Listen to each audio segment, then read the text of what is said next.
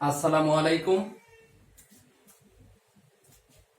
আমি এখন নবম দশম শ্রেণীর হায়ার ম্যাথ বইয়ের 8.3-এর 9 নম্বর অঙ্কটা সলভ করে দেখাবো। 9-এর ক দিয়ে শুরু করি। আগের অঙ্কগুলো অবশ্য বিভিন্ন ক্লাসে ভাগ করে করে কয়েকটা পার্টে আপলোড করা আছে, আগের ক্লাসগুলো দেখবা তোমরা। এখন আমি এই 9-এর ক নাম্বার সলভ করতেছি। মান নির্ণয় করতে বলা হয়েছে, আর দেওয়া আছে হচ্ছে cos 9π/4 plus cos 5π/4 plus sin 31π/36 minus sin 5π/36।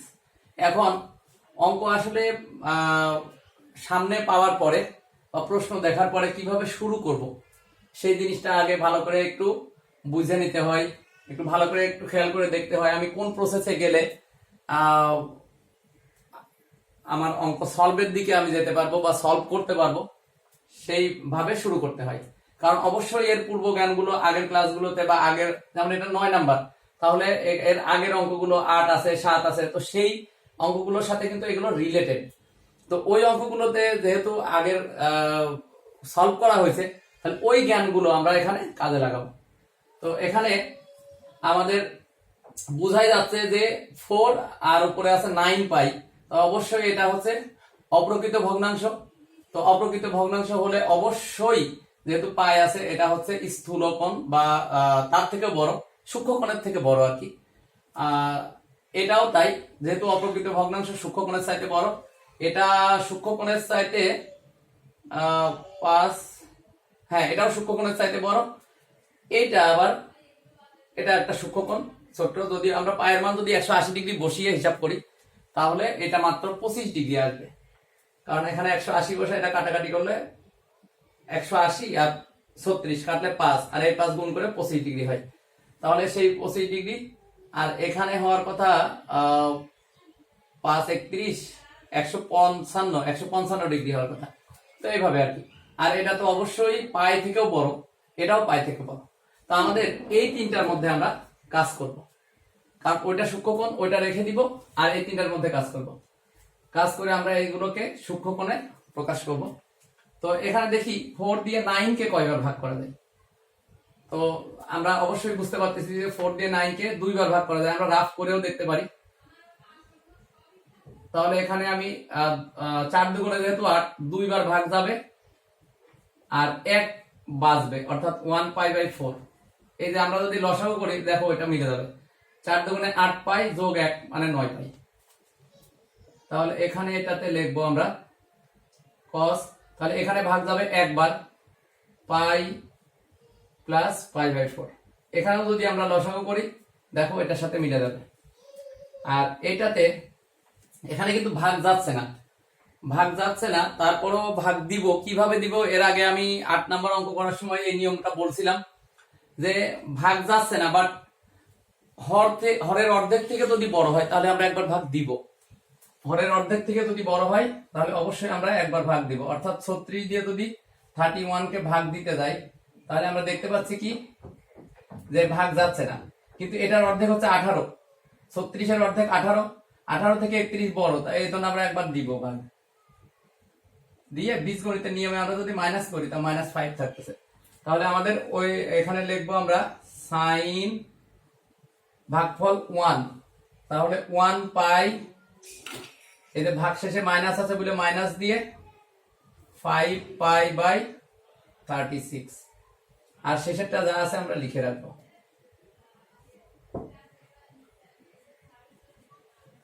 হয়ে গেল। এখন আমাদের ওই যে সূত্র, কি সূত্র, n × π/2 প্লাস বা মাইনাস থিটা, তো এই ফর্মুলায় আমাদের যেতে হবে।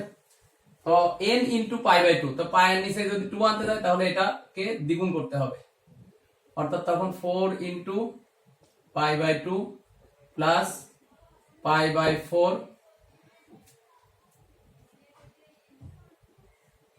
প্লাস cos, তাহলে এখানে π/2 এর পায়ের নিচে 2 আনার জন্য সামনে 2 দিয়ে গুণ করতে হবে, প্লাস পাই বাই 4। আমি এটার কথা আবারও বলি, এর আগে বলছিলাম যদিও, এখানে প্লাস মাইনাস চিহ্ন কখনোই কিন্তু একসাথে অঙ্কে আসবে না, হয় প্লাস অথবা মাইনাস, সেটাকেই একসাথে বলা হয়েছে। এটাকেও তাই, প্লাস সাইন, তাহলে এখানে 2 into pi by 2 minus 5 pi by 36। এটা যদি এমন হয়, আর আসলে এটা একেবারে লেগে গেছে বলে আমি এটা মুছে দিলাম, না হলে পরিষ্কার দেখা যাবে না, ভালো বোঝা যাবে না, মুছে দিলাম। আরেকটা বাকি আছে, আমরা শেষেও লিখতে পারি বা এই নিচে লিখে রাখি, শেষে জায়গা আছে যেহেতু দিয়ে দিই শেষে, 5 পাই বাই 36 লিখে দিলাম। আচ্ছা, এখন আমাদের চেঞ্জের পালা। আমরা এখন কোয়াড্রেন্ট একে দেখতে পারি যে কোনটা কোন কোয়াড্রেন্টে পড়ে। প্রথমটাতে যদি খেয়াল করি, এটা 4 হচ্ছে জোর না বিজোড় সেটাও আমাদের দরকার। এই 4 যেহেতু জোর, আমি আগের অঙ্কগুলো তো একদম সেম এইভাবে দেখিয়ে দেওয়ার চেষ্টা করেছি, জোর, এটা চেঞ্জ হবে না। তাহলে cos পাই বাই 4 আমরা সরাসরি এটা লিখে ফেলবো, এটা জোর, তাহলে এটা যা আছে তাই দিয়ে এই শেষেরটা লিখে ফেলবো, cos পাই বাই 4 জোরের কারণে। আচ্ছা, এখন আমাদের এই কোণটার অবস্থান কোথায়, কোন কোয়াড্রেন্টে, কোন চতুর্ভাগে, সেটা আমাদের বের করতে হবে এখান থেকে। তাহলে একবার পাই বাই 4, দুইবার pi by 4, sorry pi by 2, একবার পাই বাই 2, দুইবার পাই বাই 2, তিনবার পাই বাই 2, চারবার। চারবারের পরে যদি প্লাস থাকে তাহলে ওই দিকেই যাবে। তাহলে এখন আমরা দেখতে পাচ্ছি যে এটা পড়ছে কোন কোয়াড্রেন্টে, ফার্স্ট কোয়াড্রেন্টে, প্রথম চতুর্ভাগে। তো প্রথম চতুর্ভাগে অল পজিটিভ, এই জন্য এটা চিহ্ন এখানে পজিটিভ, তার মানে এখানে চিহ্ন চেঞ্জ করতে হবে না। আমরা কিন্তু প্রশ্নের চিহ্ন দেখবো, এটা প্রশ্ন, এটা সলভ করতেছি, এখানে এইটার অ্যান্সার এখানে করতেছি। তাহলে এইটা এখানে কি অল, এটা cos এখানে পজিটিভ, তাহলে এখানে পজিটিভ চিহ্ন করি।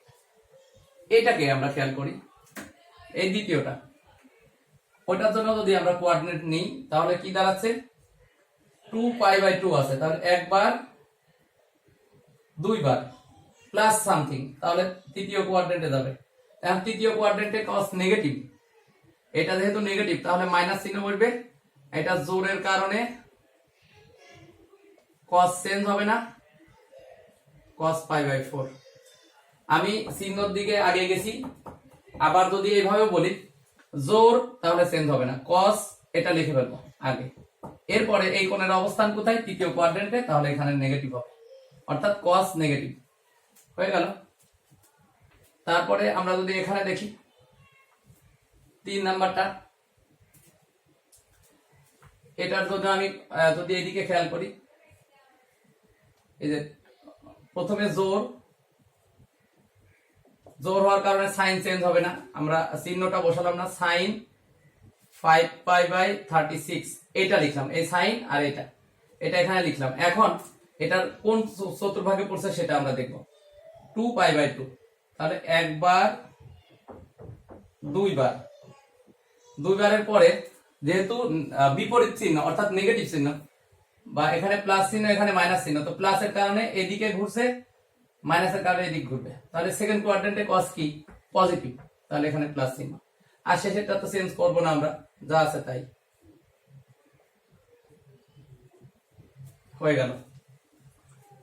এখন আমরা স্পষ্ট দেখতে পাচ্ছি যে এটা আর এটা সেম হয়ে গেছে, কিন্তু চিহ্ন ভিন্ন, বিপরীত কাটা, এটা আর এটা সেম হয়ে গেছে, চিহ্ন ভিন্ন, এটাও কাটা, তাহলে প্লাস মাইনাসে কাটলে 0, অর্থাৎ আমাদের অ্যান্সার 0। মান বের করতে বলছে, মান পেয়ে গেলাম আমরা 0, অ্যান্সার এটাই।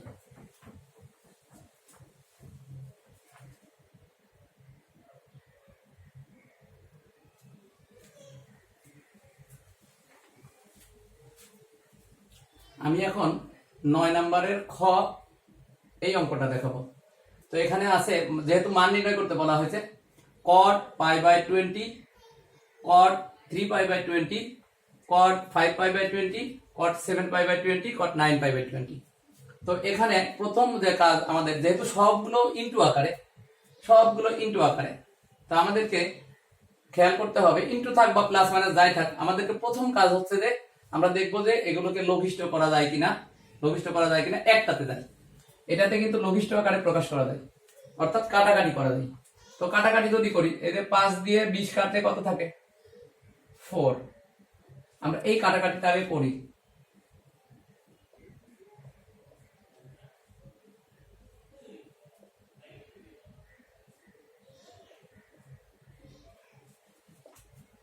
এখানে থাকবে cot pi by 4। cot pi by 4 এর মানটা 1 বসিয়েও দেওয়া যায়, আবার রেখে আমরা পরের লাইনে বের করতে পারি, মান বসা দেওয়া যেত কিন্তু। আচ্ছা, সাথে আমি ওই দুটার মধ্যে একটু কাজ করে ফেলতে চাচ্ছি, যদিও এই কথাটা আগেই বলা দরকার ছিল। এটা দেখো সূক্ষ্ম, কারণ এটা 180 ডিগ্রি বসিয়ে যদি কাটাকাটি করি তাহলে মাত্র আসবে হচ্ছে 9 ডিগ্রি, তাহলে এটা 3 নং 27 ডিগ্রি হবে। কিন্তু এইগুলো কিন্তু এটা সূক্ষ্মকোণ ঠিক আছে, কিন্তু এটার সাথে আবার এটার একটা মিল করা যাবে। এটার মিল করা যাবে কিভাবে?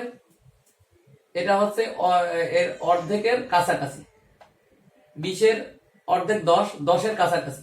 10 থেকে 3 বাদ গেলে 7। আমরা 10 বিয়োগ 3 যদি লিখি, যেহেতু গুণ আকারে থাকার কারণে আমাদেরকে অবশ্যই বিপরীত চিহ্নের দিকে, বিপরীত অনুপাতের দিকে যেতে হবে। সরি, বিপরীত চিহ্ন না, বিপরীত অনুপাতের দিকে যেতে হবে। অর্থাৎ এই দুইটা কট ঠিকই থাকলো, এটা তো মান বসানো যাবে 1, এটার মান 1 হয়ে যাবে। আর এটার সাথে ওটা যদি 10 হয়, অর্থাৎ এটা cot পাই বাই 20, ওখানে যদি 10 পাই বাই 20 পাই তাহলে আমরা 1 বসাইতে পারবো। cot 3 পাই বাই 20, এখানে যদি cot tan 3 পাই বাই 20 বের করতে পারি তাহলে আমরা মান 1 বসাতে পারবো, তখন আমাদের মান চলে আসবে। অর্থাৎ আমাদেরকে এই দুইটাতে বিপরীত অনুপাত আনতে হবে। বিপরীত অনুপাত আনার নিয়ম হচ্ছে এভাবে, হরের হাফ প্লাস মাইনাস সামথিং। তাহলে আমরা এইভাবে চিন্তা করতে পারি, ওই যে এটা হরের হাফ হচ্ছে 10 পাই বাই 3, এই 3 কিন্তু এই 3 এর সাথে মিলবে। আবার এটাও তাই, হরের অর্ধেক 10 মাইনাস পাই, তাহলে এই পাই কিন্তু আবার এটার সাথে মিলবে। তো সেই হিসাবে আমাদের কি দাঁড়াচ্ছে, cot pi by 20, cot 3 pi by 20, আর এটার মান 1 হয়ে যাবে। আর এখানে ক্যালকুলেশনে আমরা পাচ্ছি কি, এই যে 10 পাই বাই 20 আমি যদি ভেঙে করি, 10 পাই বাই 20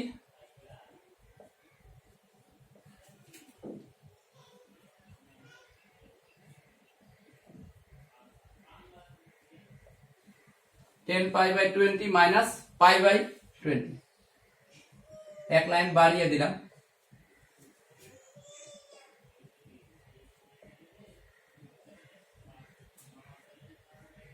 তাহলে হচ্ছে cot pi by 20, 3 pi by 20, এই 1 আর লেখার কোনো দরকার নাই, cot পাই বাই 2 মাইনাস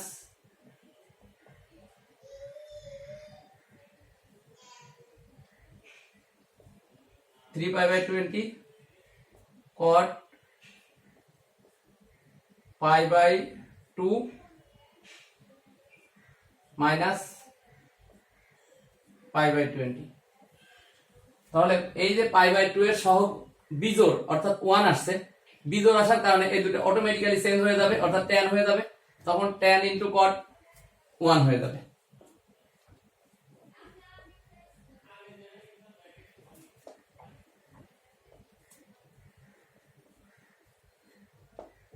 এখন যদি আমরা খেয়াল করি যে cot pi by 2 minus theta, এই সূত্র তো আমরা প্রথম দিকেই কিন্তু আমি শেখাইছি, cot বা tan যাই থাক, পাই বাই 2 মাইনাস থিটা থাকলে হবে হচ্ছে tan এর বিপরীত হচ্ছে কি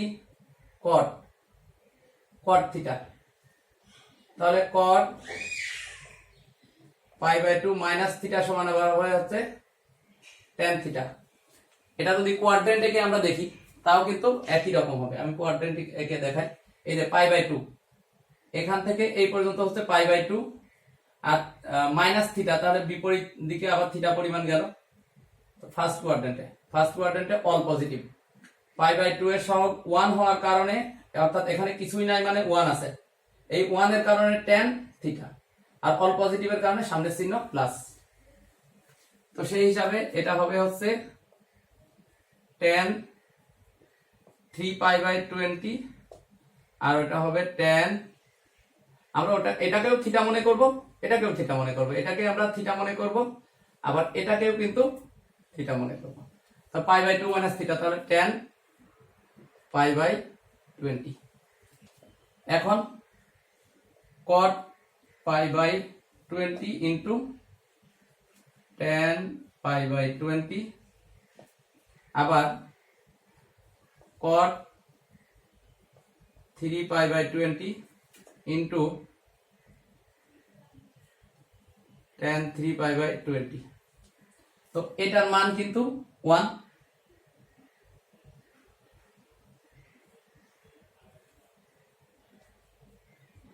ইন্টু আবার এটার মানও 1। কেন? ব্যাখ্যা, যেহেতু tan theta into cot theta সমান 1, তাহলে আমাদের অ্যান্সার হয়ে গেল 1। এই আমাদের অ্যান্সার।